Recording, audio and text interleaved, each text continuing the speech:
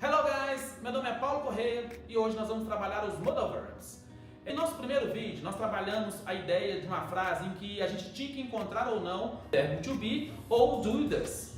Nesse vídeo nós vamos trabalhar os modal verbs que funcionam exatamente igual o verbo to be. Então eu posso fazer a pergunta, tem verbo to be? Não. Tem verbo modal? Tem. Caso a gente encontre o verbo modal na frase, que são uma dessas novas opções, o que eu faço? Para passar para a interrogativa, eu coloco ele na frente, no início da frase. Para passar para a negativa, eu coloco o not depois dele. Ou seja, os verbos modais funcionam como auxiliares, eles funcionam da mesma forma que o verbo to be. E quais são os verbos modais e quais são as suas características? Duas peculiaridades. A primeira é, eles funcionam como o verbo to be. A segunda é, a tradução dele, embora seja limitada em português, em inglês nós temos 9 utilizações diferentes. Em português eu poderia dizer que significa poder ou dever. Qual a diferença entre cada um deles e por que a tradução dele é parecida em português? A primeira coisa é, na tradução a gente perde muito da informação da palavra. Então o ideal é que a gente aprenda em inglês e sua utilização em inglês. Embora a gente deva saber também como ficaria em português, a informação aqui ela se concentra na língua inglesa. Como assim? A palavra can é um modal verb, correto? Sendo um modal verb, ele está descrevendo um modo. Ele serve para fazer uma pergunta, pedindo uma permissão, por exemplo, can I go to the bathroom, please? Ele serve para dizer que eu sei fazer algo. O could, ele é o passado do can, mas nem sempre ele expressa passado. Como assim?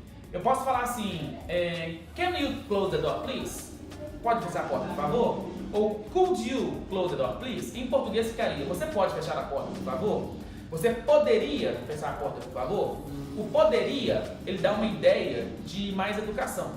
Então, o passado nem sempre expressa passado. Às vezes é apenas uma forma educada de dizer.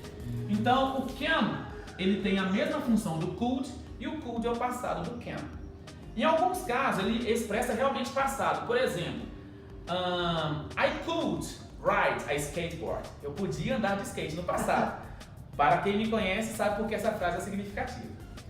O que quer dizer o could, então? Nesse caso, é uma habilidade que eu tinha no passado que eu não tenho mais. Ou seja, eu não ando mais de skate, eu andava no passado. Mas vamos lá.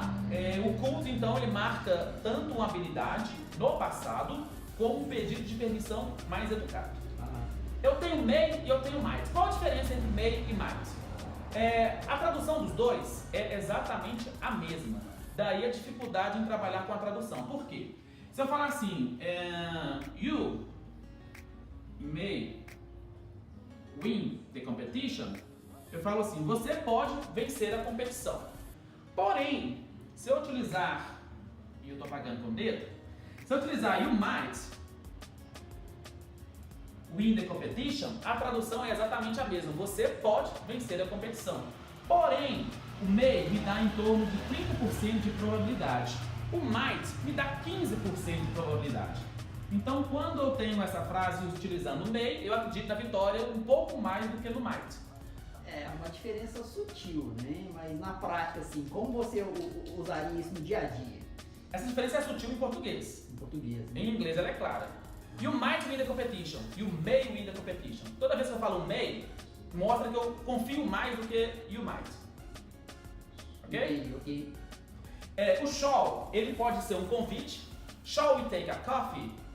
Esse shall we take a coffee quer dizer o quê? Poderíamos tomar um café? É extremamente formal, mas eu já vi sendo utilizado.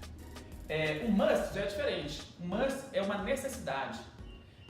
You must pay your bills. You must drink water. Então, o must é uma necessidade, uma obrigação. A música do Queen é Show Must Go On. O show precisa continuar, Beth Carvalho copia deles, né? Exatamente. Must go on, o show precisa continuar. O must, então, é uma necessidade.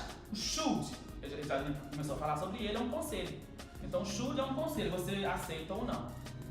O shall é a forma mais formal de falar a mesma coisa. Will é futuro. Em inglês tem uma coisa interessante, e eu esqueci meu apagador, então vou usar isso aqui.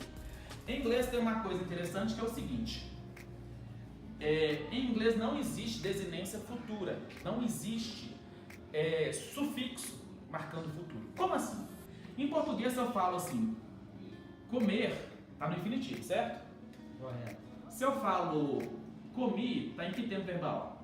Comi é passado, né? Passado. Se eu falo comerei, futuro. Como que você sabe que isso é passado? Como você sabe que isso é futuro? Pelo sufixo. O sufixo, A desinência aqui mostra que isso aqui é o passado padrão em português, isso aqui é o futuro. Se eu tenho uma desinência marcando que é passado e uma desinência marcando que é o futuro, eu sei em que tempo está. Em inglês, vocês podem procurar qualquer tabela, vocês vão encontrar apenas o verbo no infinitivo, vocês vão encontrar passado e o particípio. Então vocês não têm isso aqui em inglês. Não existe nenhuma tabelinha que vocês vão encontrar a palavra no futuro, porque não existe em inglês. Então como se faz futuro em inglês? A forma mais simples de criar o futuro em inglês é utilizando um modal verb. Por exemplo, se eu falo assim, I will eat a hamburger. I will eat a hamburger. Beleza. A tradução de will eat é comerei, não é? Ou vou comer. Isso. Esse irei aqui, ele é feito will. Tudo que tiver aqui do verbo do lado, ele vai se tornar uma palavra só em português. Ou ele pode se tornar uma palavra só em português. I will drive, eu dirigirei. I will jump, eu pularei. Tudo que tiver o will é como se fosse o sufixo em inglês, marcando o futuro. Beleza? Então o will, ele tem essa função e ele tem uma outra função que é marcar certeza ou marcar intenção. I will be back. Então em inglês, o modal verb ou a estrutura futura, ele marca também a certeza que você tem naquele acontecimento. Entendi. Mas a ideia do will, ele tem duas informações implícitas. A primeira é certeza e a segunda é intenção. A pessoa quer voltar, está disposta a voltar. Então eu posso marcar tanto certeza quanto intenção e promessa. I will bring a gift for you. Vou trazer um presente para você. Então é uma promessa. Eu estou prometendo que aquilo vai ocorrer e tenho também intenção e tenho uma certeza. O would, ele é uma hipótese. It would be great to watch that movie. Seria ótimo assistir aquele filme. Seria, ainda não sei se vai acontecer, mas é uma hipótese. Então eu trabalho a hipótese utilizando o would. Beleza? Ok, são 9 palavras aqui. Cada palavra ela tem uma utilização específica em inglês, embora a tradução dela seja parecida em português.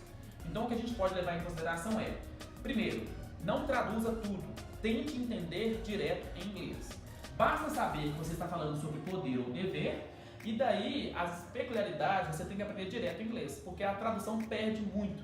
Toda vez que a gente traduz uma palavra e trabalha ela só traduzida, a gente perde a informação original. E isso é muito importante quando a gente está começando a entender a estrutura da língua, ok? So far, so good.